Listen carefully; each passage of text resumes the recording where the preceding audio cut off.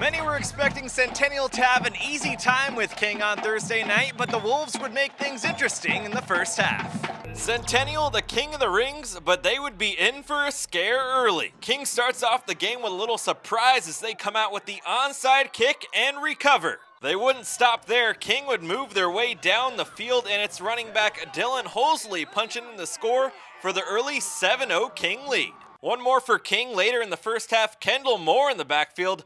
Nothing doing on the right side. Moore hits the brakes and finds himself on the breakaway for the end zone. 14-0 King.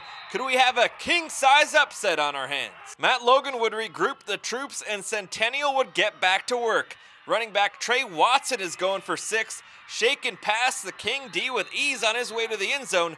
Now 14-7 late in the first quarter. More from the Centennial running game. This time it's the other half of their 1-2 punch on the ground. Austin Rankin goes in for the score, with the Huskies cutting the lead to 14-13. Centennial had just seen enough from King after the first quarter threat.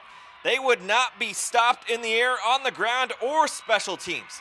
Austin Crevichet refuses to go down, returning the punt to the 1-yard line. Watson would finish the TD drive with the score from 1 yard out to put Centennial in the driver's seat, a 21-14 lead mid-second quarter. There would be one more score for the Wolves in the second quarter as they punch in the field goal from 35 yards out to cut the Husky lead to 21-17. But Centennial would fire right back. Centennial QB Robert Weber letting the deep ball fly, and beware for Barry Ware.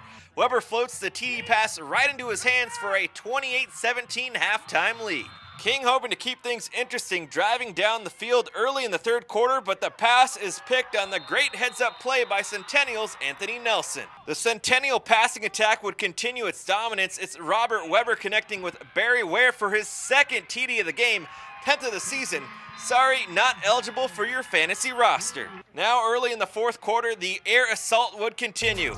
This time it's Weber mixing it up, finding his buddy Joe Wheat for the score.